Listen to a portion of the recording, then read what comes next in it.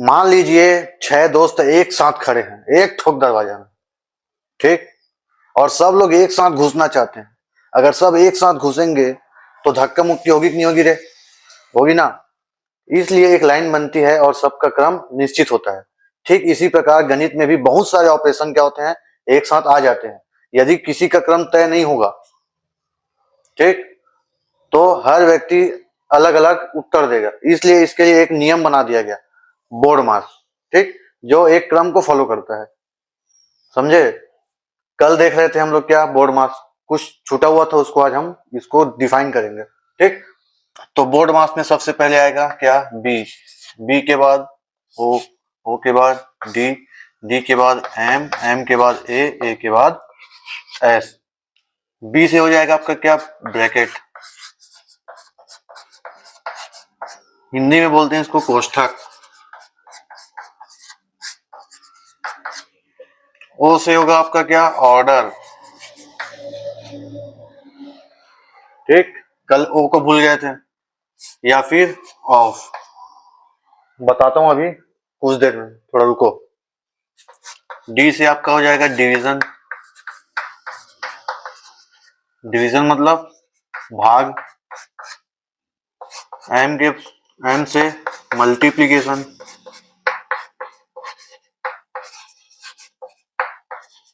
Multiplication मतलब गुणा। ए से एडिशन, एडिशन मतलब जोड़ना।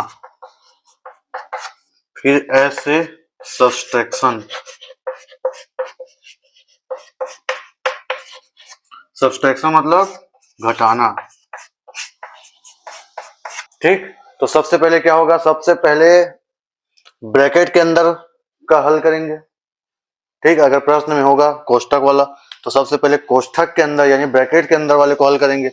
उसके बाद आता है ऑर्डर। अगर ब्रैकेट के बाद अगर ऑर्डर हो, ठीक है, यदि क्या हो, ऑर्डर, ऑर्डर मतलब जैसे कोई संख्या की घात दिया हो, जैसे 2 की घात 2 या 3 की घात 3, इस प्रकार से, तो पहले उसको हम लोग हल करेंगे।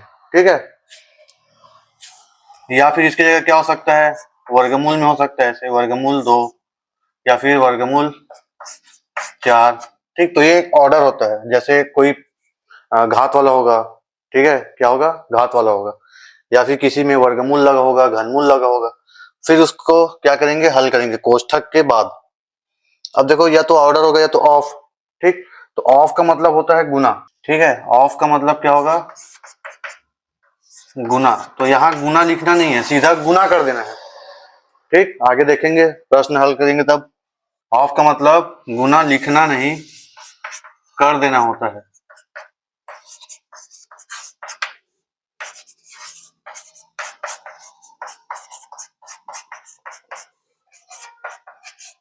ठीक है, तो ये होगा, समझ में आया? ओके, पहले हो गया ब्रैकेट, ब्रैकेट के बाद ऑर्डर या ऑफ होगा उसको करेंगे। उसके बाद डिवीजन मतलब भाग वाले को करेंगे। ठीक, भाग के बाद आएगा आपका क्या, मल्टीप्लिकेशन, यानी जो गुना में होगा उसको करेंगे। भाग के बाद गुना, गुना के बाद जोड़ना, जोड़ना के बाद घटाना। ठीक, तो इस नियम को याद रखिएगा। ठीक है बच्चों, गुड, बस ये याद होना चाहिए। बोर्ड मास सबसे पहले क्या आएगा, ब्रैकेट, ब्रैकेट के बाद ऑर्डर या ऑफ, ऑफ के बाद डिवीजन, डिवीजन के बाद मल्टीप्लिकेशन, मल्टीप्लिकेशन के बाद एडिशन, एडिशन के बाद सब्सट्रैक्शन। अच्छा, एक चीज और, यहाँ ऑफ, ऑफ का मतलब होता है का। ठीक, यदि किसी भी प्रश्न में आपको दिख जाए कि जैसे 2 का 4 धन 3 गुना 2 क्या होता है, तो का मतलब मैं अभी बता रहा था कि का मतलब या ऑफ का मतलब गुना लिखना नहीं, डायरेक्ट कर देना होता है। इसको याद रखो। जैसे इस प्रश्न में दे दिया 2 का 4 धन 3 गुना 2, ठीक, तो डायरेक्ट यहाँ पर गुना नहीं करना, इन दोनों को डायरेक्ट गुना कर दो। 2 चौक 8 धन 3 गुना 2, फिर पहले गुना होता है तो 8 धन 3 दूनी 6, और 8 और 6 कितना होगा, 14। तो ये आंसर है। ठीक, तो इसको ध्यान में रखना। चलो कुछ सवाल हल कर लेते हैं, 2-3, फिर आप बाकी मैं जो क्वेश्चन दूंगा उसको आप बना के लाइएगा। 25 गुना 63 भागित 7 धन 27 ऋण 2। यानी 25 into 63 divided by 7 plus 27 minus 2। ठीक, तो ये हमारा प्रश्न है। और आपको इसमें 4 चीज दिख रहा है, गुना, भाग, जोड़ना और घटाना। तो हमने अभी पढ़ा था जस्ट कि बोर्ड मास में क्या होता है, पहले ब्रैकेट होगा तो ब्रैकेट के अंदर का, अगर ब्रैकेट नहीं दिख रहा है तो उसके बाद ऑर्डर और ऑफ नहीं दिख रहा है। ठीक, तो अब क्या दिख रहा है हमको, सब भाग मतलब डिवीजन। तो सबसे पहले हमको यहाँ पास का हल करना पड़ेगा। तो सबसे पहले क्या होता है, डिवीजन। तो सबसे पहले क्या करेंगे, इसको डिवाइड करेंगे। तो इसको ऐसे लिख सकते हैं 25 या 25 इंटू गुना 63 63, और इस भाग को कर लो बटा में 7 या 7। ठीक, प्लस 27 माइनस 2। ठीक, तो पहले क्या करेंगे, 25 इंटू 63, ये भाग को इधर ला लेंगे बटा 7 करके, धन 27 ऋण 2, ज्यों करते हो। अब जो कट रहा है उसको कटाएंगे, जैसे ये 7 से कट रहा है तो 7 एकम 7 और 7 नियम 63। ठीक, अब जो जो बचेगा उसको लिख लेंगे, जैसे यहाँ बचेगा 9/1। अगर किसी भी संख्या को हम 1 से भाग देते हैं हमको वही संख्या मिलती है, तो हमको नीचे में 1 लिखने की जरूरत नहीं है। तो क्या लिखेंगे, 25 गुना 9 धन 27 ऋण 2।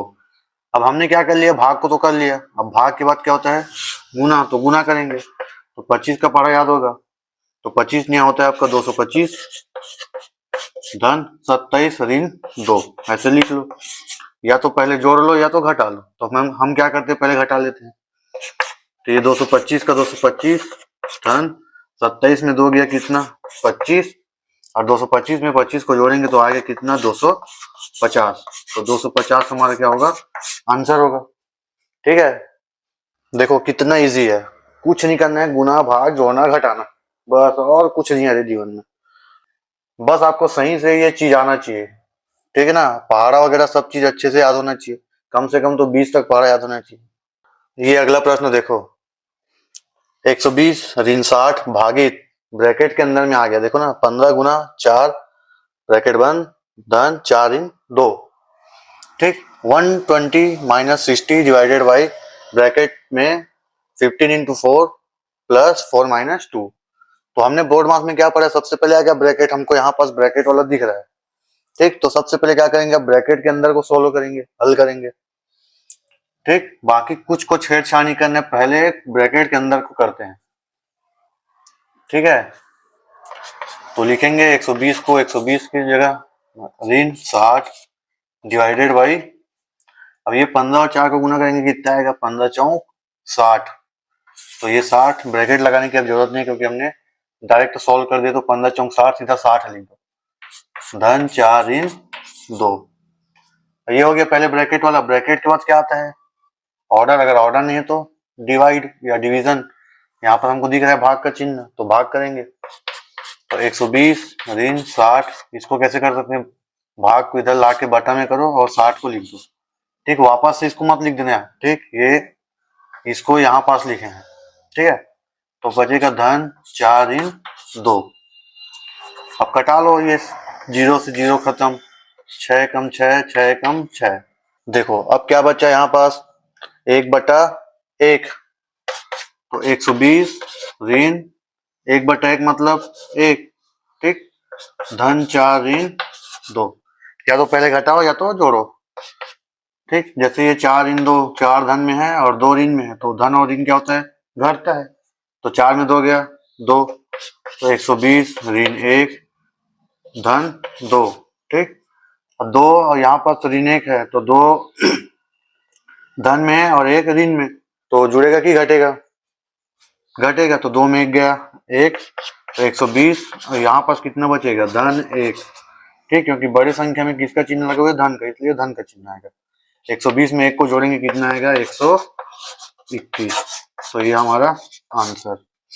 ठीक, लिखने में गलती मत करना भाई, गलती हो जाता है कभी कभी। ठीक है, चलो प्रश्न लिखो। तो ये देखो, ये मैंने 4 सवाल दिए हैं, इन 4 सवालों को आप लोग को बना के दिखाना है। ठीक, और सब सही बनना चाहिए, कोई गलत नहीं होना चाहिए। तो इन चारों क्वेश्चन को बनाओ और मुझे दिखाओ।